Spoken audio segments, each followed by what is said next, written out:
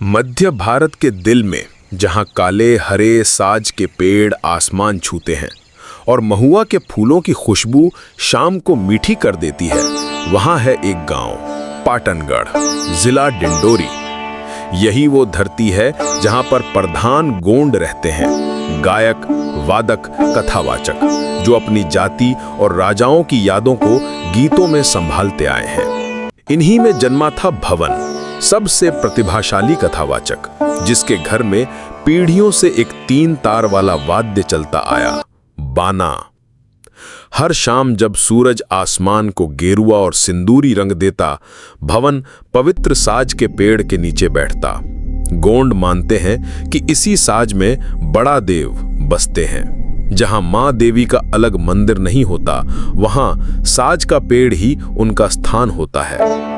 भवन का बाना साधारण नहीं था, बिजली से गिरे महुआ की सख्त लकड़ी से बना और जंगल की आत्माओं से आशीर्वाद लिए तारों से सजा।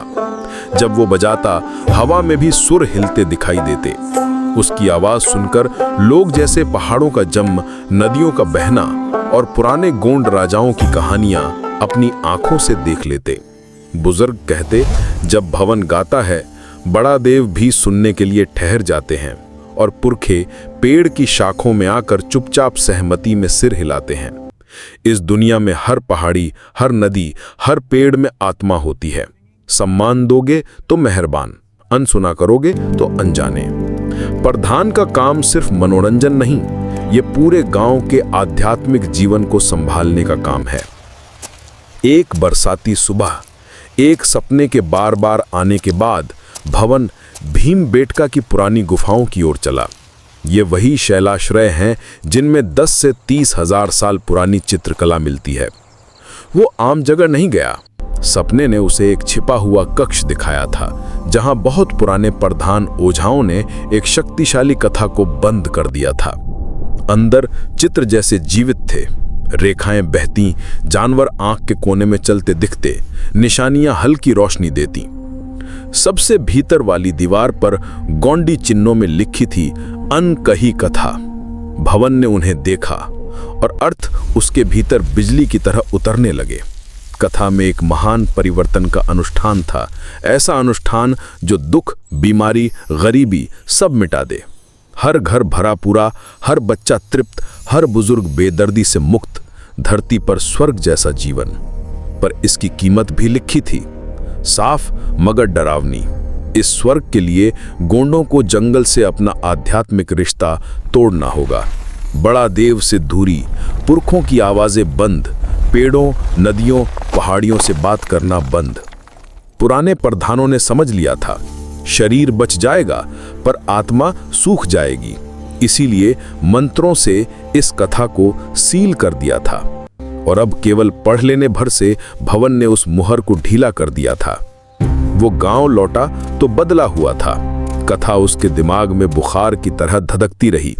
उसे 2 भविष्य साथ साथ दिखते, एक में सब कुछ भरपूर, अनाज, घर, दवा, आराम, पर साज से आशीष मिलना बंद, महुआ का पवित्र स्वाद खो जाना, बाना सिर्फ लकड़ी और तार रह जाना।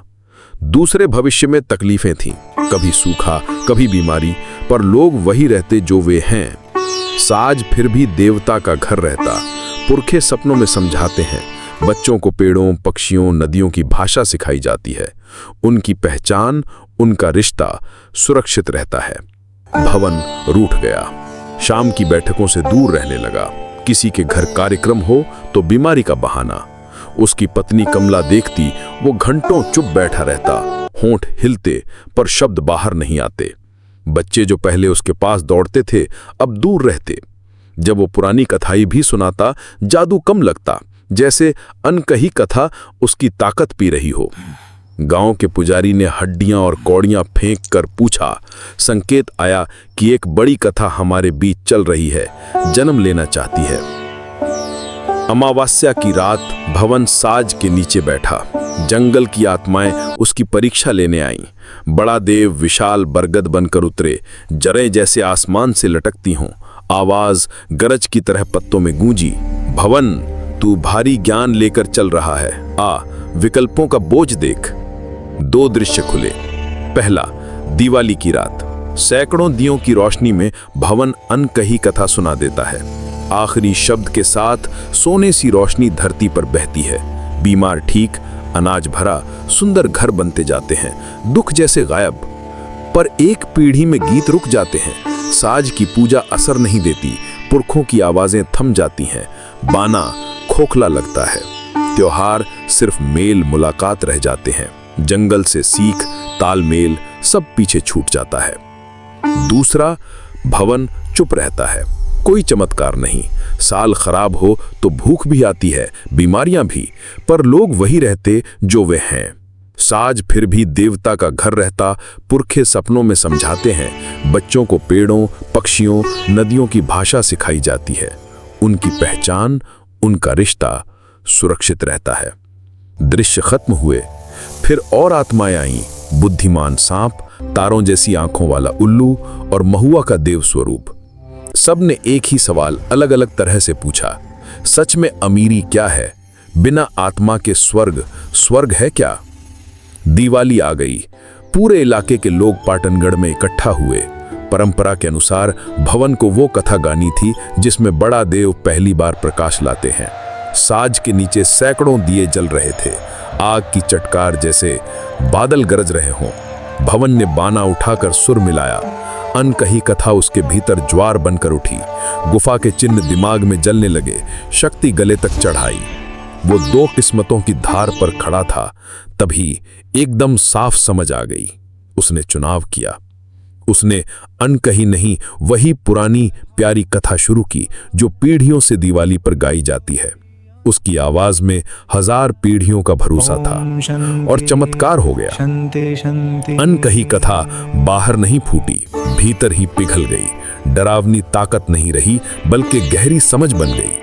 जंगल की आत्माएं उसके फैसले पर आशीष बुनने लगी। उसकी आवाज में नया गुण आ गया। बिगड़े रिश्ते सुधरने लगे, दुखी मन हल्के होने लगे, बाना हल्की रोशनी देने लगा। उसके सुर टूटे धागे जोड़ने लगे। कहानी खत्म हुई तो जो सन्नाटा था वो खाली नहीं, भरा हुआ था, जैसे पुरखे पास खड़े हों। साज की पत्तियों में बड़ा देव की सांस चली। सच्चे प्रधान, तेरा चुनाव सही है। जो तूने नहीं सुनाया वही सबसे बड़ा कथानक बना। आत्मा को शरीर पर चुनने की कथा।